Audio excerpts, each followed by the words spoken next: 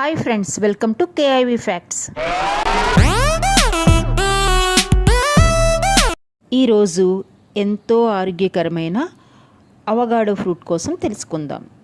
వెన్నపండు లేదా అవగాడో అనేది మధ్య మెక్సికో ప్రాంతానికి చెందిన ఫలవృక్షం. దీని శాస్త్రీయ నామం పెర్సీ అమెరికానా. ఈ చెట్టు లారేసీ కుటుంబానికి చెందింది. ఈ పండును వెన్నపండు అని అంటారు. ఆంగ్లంలో వెన్నపండును అవగాడో లేక అల్లేగాటర్ పియర్ లేక బటర్ ఫ్రూట్ అని అంటారు. కాయలు ఆకుపచ్చగా కానీ లేదా నల్లగా కానీ ఉంటాయి.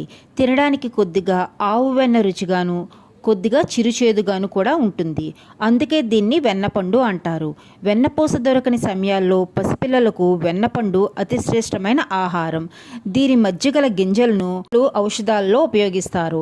ఇప్పుడు ఈ అవగాడో యొక్క ప్రయోజనాలు, ఉపయోగాలు, నష్టాల గురించి తెలుసుకుందాం.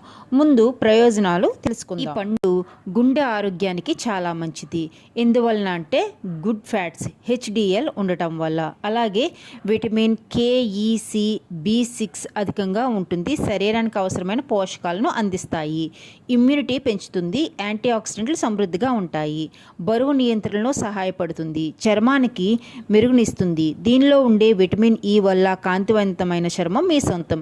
జీర్ణక్రియకు ఉపయోగపడుతుంది. ఎందువలన అంటే దీనిలో ఫైబర్ ఎక్కువగా ఉండడం వలన. ఇప్పుడు అవగాడో ఫ్రూట్ యొక్క యూజెస్ తెలుసుకుందాం.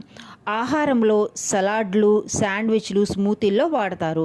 ఫేస్ ప్యాకుల్లో కూడా ఉపయోగిస్తారు. చర్మాన్ని మృదువుగా, కాంతివంతంగా ఉంచుతుంది. దీన్ని హెయిర్ మాస్క్గా కూడా ఉపయోగిస్తారండి. ఇది డ్రై హెయిర్కు మంచిదంట. కాస్మెటిక్స్ తయారీలో అవగాడో ఆయిల్ మరియు బ్యూటీ ఉత్పత్తుల్లోనూ ఉపయోగిస్తారు. అలాగే అవగాడోలో ఒమేగా 3 ఫ్యాటీ యాసిడ్స్ పుష్కలంగా ఉంటాయంటండి.